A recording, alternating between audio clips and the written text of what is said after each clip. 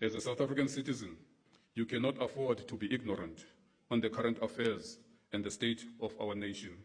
As a parent, you cannot find yourself not being concerned about the future of your child or children. As Chief of the Navy, I am entrusted in providing mission-ready and capable Navy that must be able to patrol and keep our country's territorial waters safe, in order for my fellow South Africans to feel safe and enjoy the resources and wealth that is found in our oceans. Let me put it in a simple way, for ease of understanding for any ordinary South African. The point I want to bring across is that the South African Navy is not just a military force. It is a protector of our sovereignty, our maritime resources, and our citizens. Like what our former president and Commander-in-Chief, Dr. Nelson Rolihlahla Mandela, said during the International Fleet Review conducted in Cape Town on 5th April 1997. The sea is a vital national interest, and that is why we maintain the Navy. As a nation, we believe in the freedom of the seas. That is a matter of national strategic interest. We are a maritime nation trading all over the world. We accept our obligation to combine with other maritime nations to uphold the freedom of the seas and to protect our national interest through naval power, close quote. Ladies and gentlemen, I want us to internalize the fact that our coastline stretches approximately 2,798 kilometers, and that South Africa is a maritime nation. Our country's main trade routes include the maritime route via the Cape of Good Hope with the major ports of Durban and Richards Bay, which are linked by N2 corridor and are vital for both regional and international trade.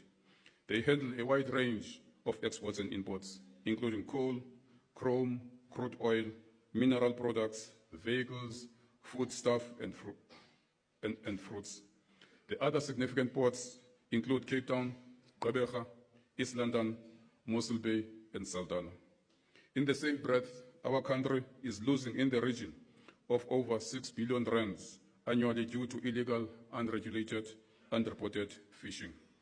Unmonitored vessels in our sea pose a risk to the Republic. At any given time, we have over 600 vessels in our territorial waters, of which some are involved in human trafficking, some with illegal fishing, some stealing our minerals, some smuggling weapons, while some polluting our beautiful seas and beaches, but to name but a few. Ladies and gentlemen, we also have to appreciate the fact that 98% of our country's trade volume moves by sea, making it the lifeblood of our international trade. Our maritime trade contributes significantly to our country's economy, with seaborne trade accounting for about 58% of total trade volume. Furthermore, our country's entire ocean economy, which includes maritime transport, is projected to contribute between 4.5 and 4.8% of GDP by 2038.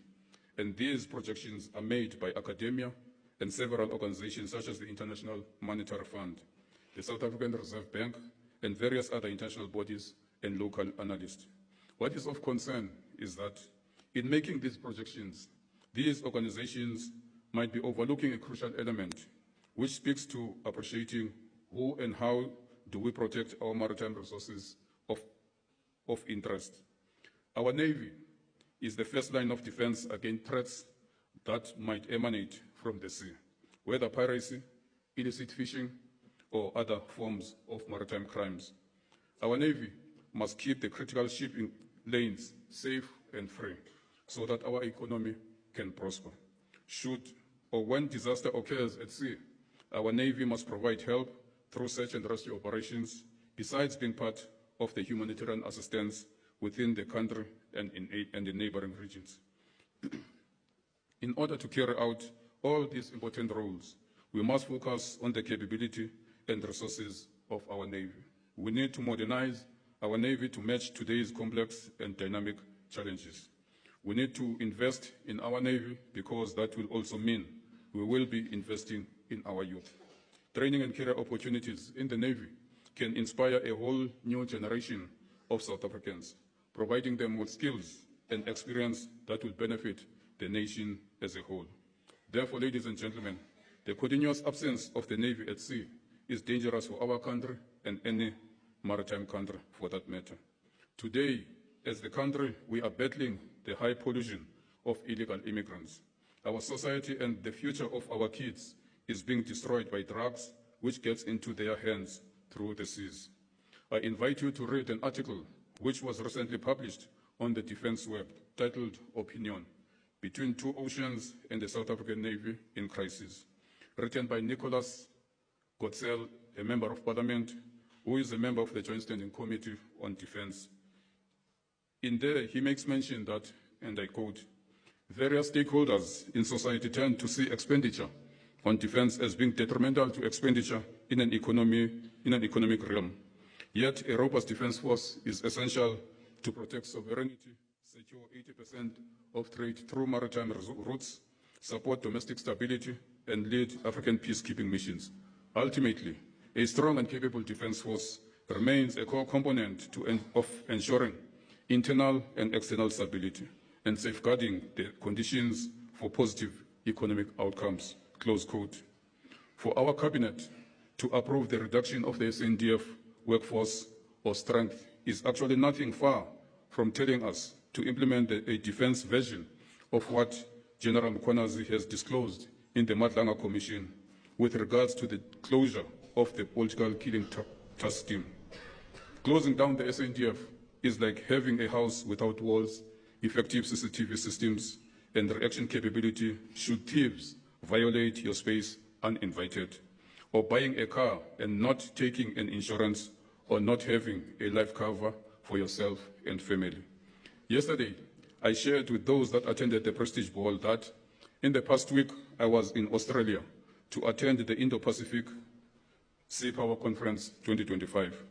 Whilst I was interacting with the chiefs of navies from different maritime countries at the conference, the chief of the Kenyan Navy mentioned that a week before coming to Australia, his Navy caught a ship from East Asia that was carrying a large consignment of drugs, which was destined for Mozambique. And you will agree with me that Mozambique was not the final destination, but maybe South Africa was.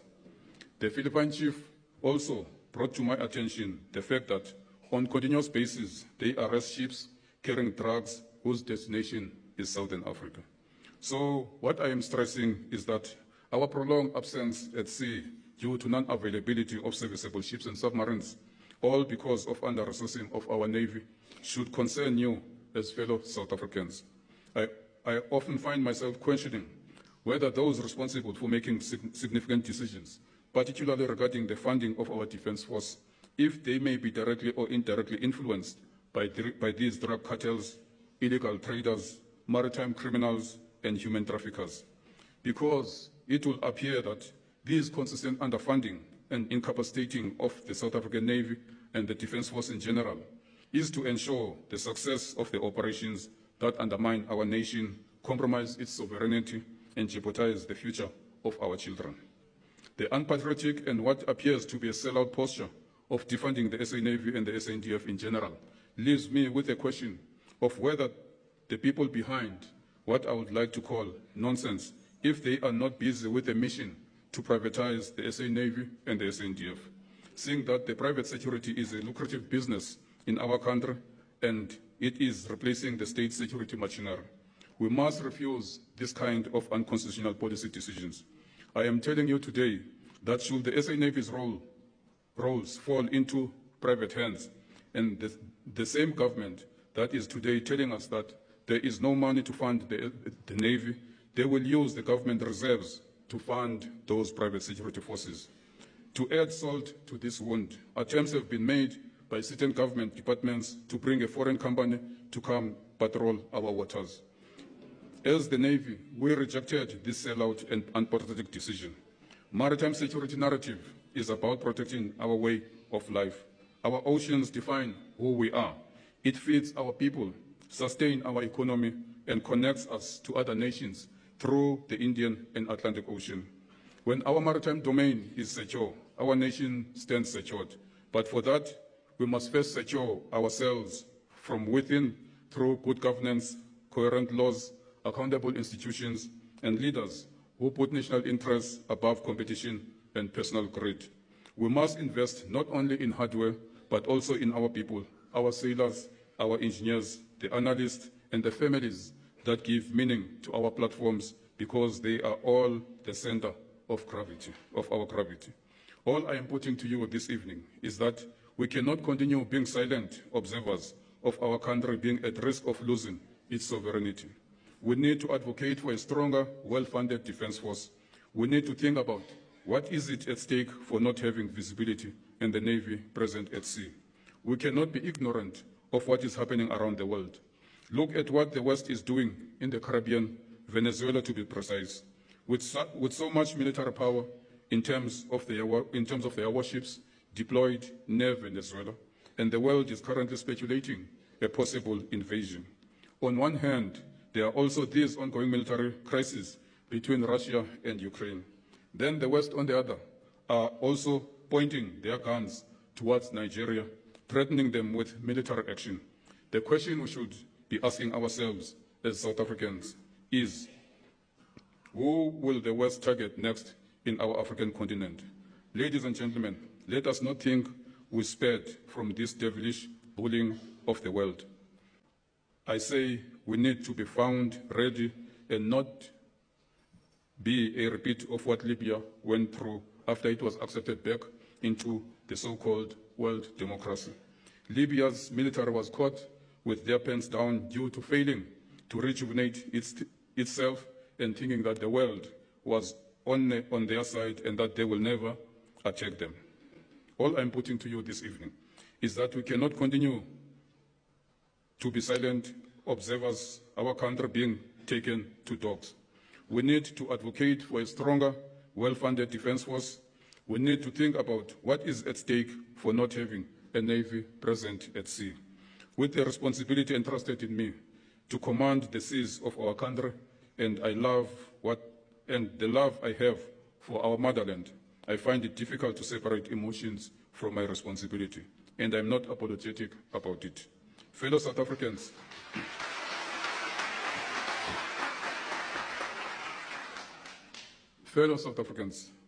I would like to leave you with those few words to internalize, ponder on when you go to sleep tonight.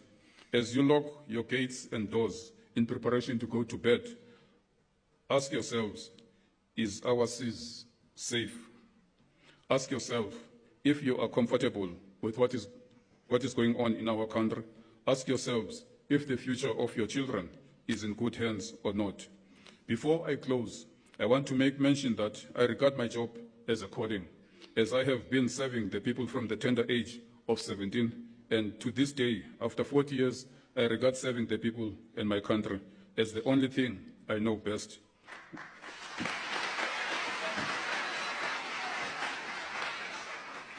When I made mention last night that I will continue serving my people and country in my next life, should I find a Navy to join on the other side, the program director got me excited when she gave me a report on her quick research that there is indeed a Heaven Navy